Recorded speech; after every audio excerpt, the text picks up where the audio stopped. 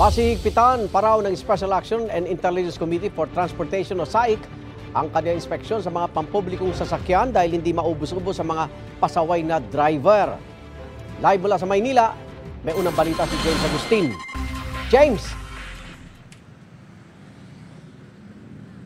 Good morning. Umabot na sa 15 motorcycle riders at 7 mga jeepney drivers yung natikitan sa inspeksyon na sinasagawa ng mga operatiba ng SAIC sa bahaging ito ng Sampaloc, Maynila.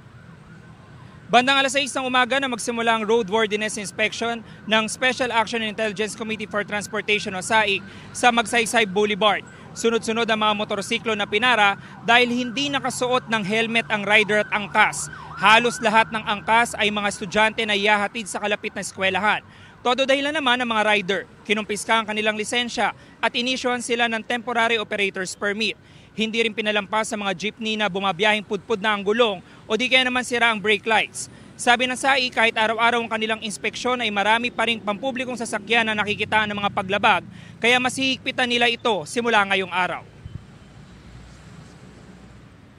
Yung pong mga mahuhuli po natin na mga lumalabag dito po sa ating mga ginagawang roadworthiness inspection ay irerekomenda na po natin for actual inspection ng kanila pong mga sasakyan sa LTO para ito po ay masuri at makita po kung karapat-dapat po bang makatakbo sa mga pampublikong kalsada.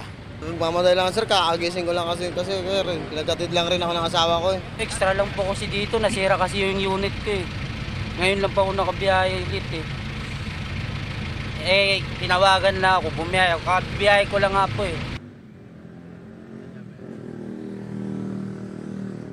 Samantala, dagdag doon sa mga nabanggit natin ng mga natikitan ng mga jeepney drivers at motorcycle riders, meron din 2 bus driver na inisyuhan ng ticket. Yung isa ay pudpud ang gulong, samantalang yung isa naman ay yung tinatawag na out of line dahil lang nandun sa prangkisa ay biyahe ito sa Sorsogon hanggang Pasay lamang pero nagsakay ng pasahero sa area ng Cubao.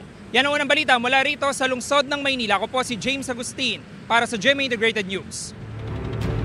Igan, mauna ka sa mga balita, mag-subscribe na sa GMA Integrated News sa YouTube para sa iba't ibang ulat sa ating bansa.